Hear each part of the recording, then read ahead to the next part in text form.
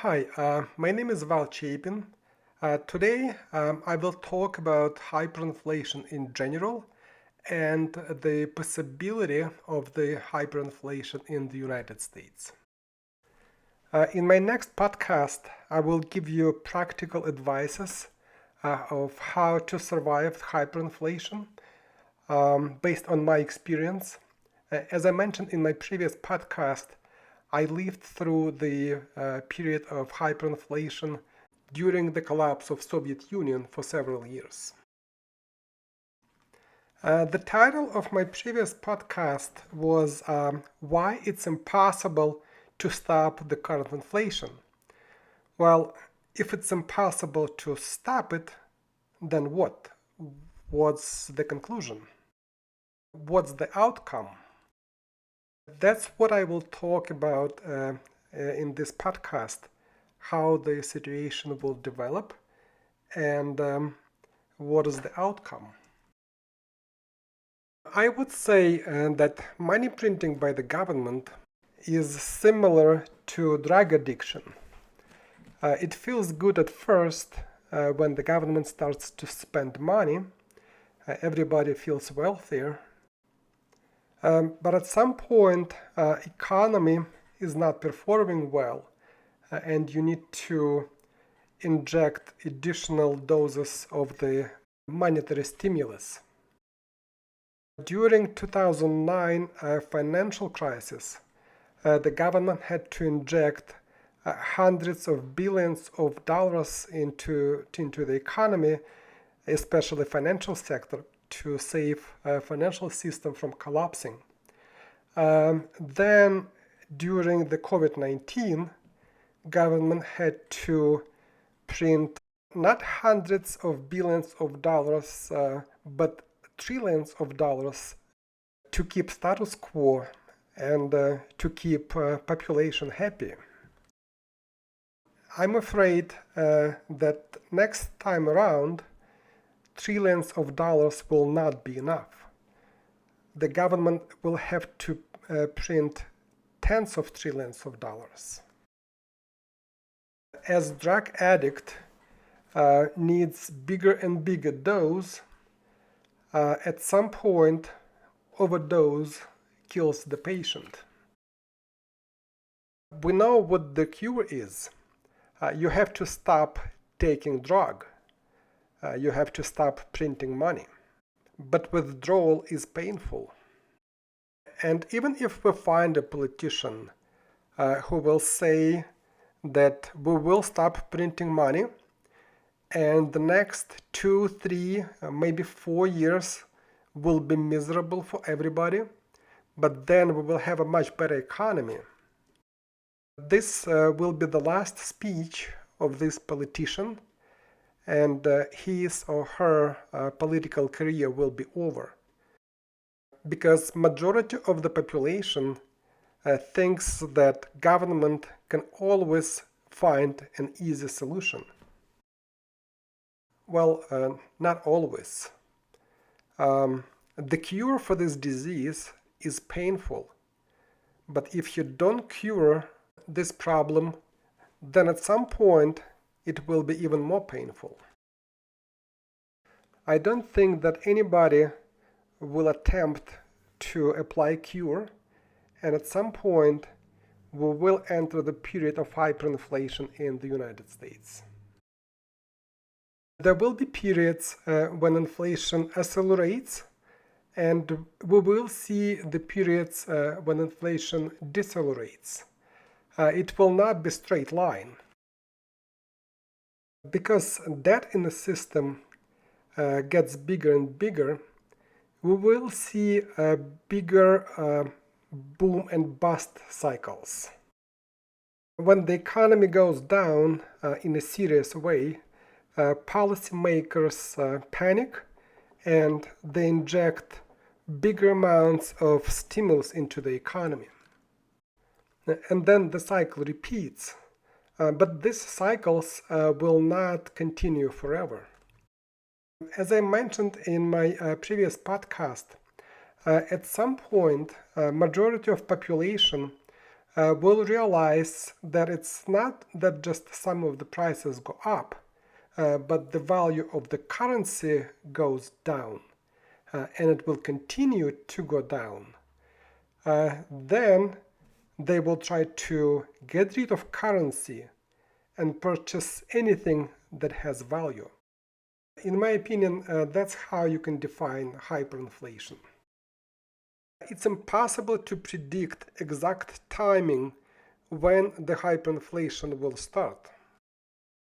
It could be in 10 years or longer. Personally, I don't think it will take more than 5 years, but time will tell. Also, I'd like to talk about price controls. At some point, politicians will blame greedy businesses for high prices. We have already seen the first attempts to do that.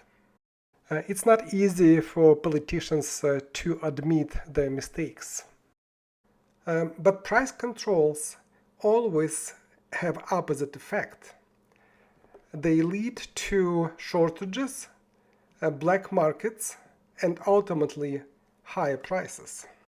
In Venezuela, when the inflation started to go higher and higher, politicians decided to put price controls on food. As the result, the farmers couldn't increase prices for their products, but their expenses went higher and higher. And then the entire food industry was destroyed. A majority of the farmers went bankrupt.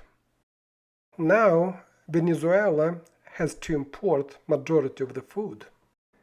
And food is much more expensive and scarce. Price controls and other socialistic policies in Venezuela led to the largest refugee crisis ever recorded in Americas. How the hyperinflation situation is resolved then, and what comes after hyperinflation?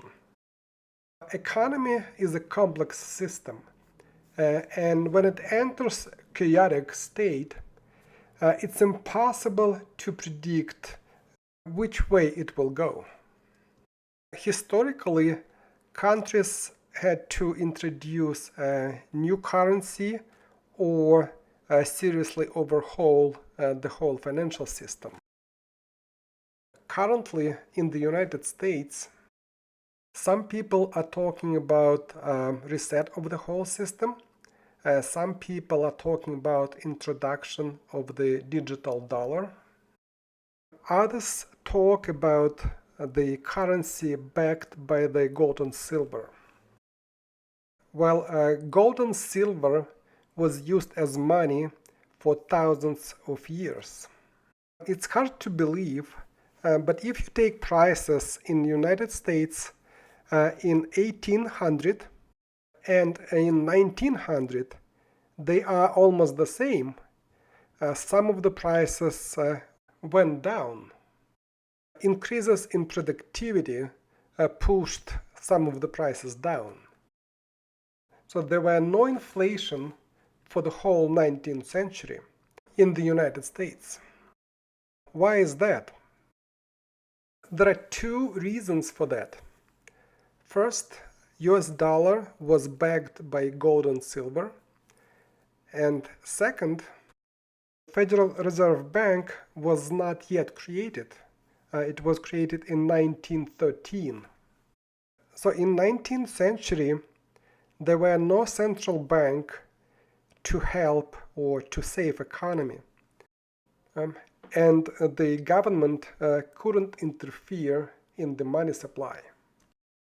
And that is why the economy functioned much better. Since Federal Reserve Bank was created almost 110 years ago, US dollar lost 97% of its value.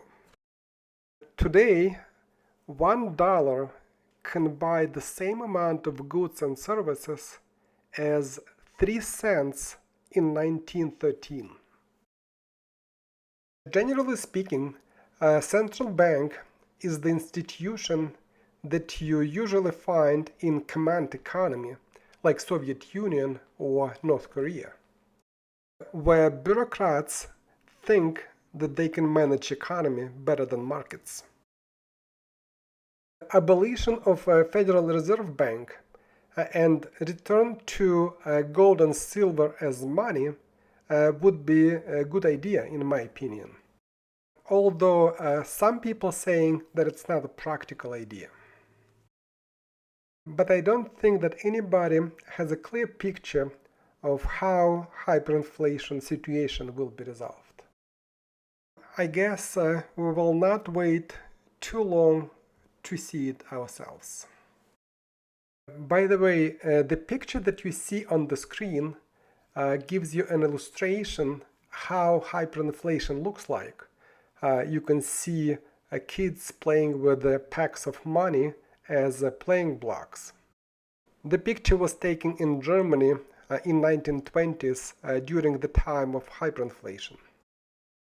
That's all for today, and in my next podcast I will give practical advices of how to survive hyperinflation based on my own experience.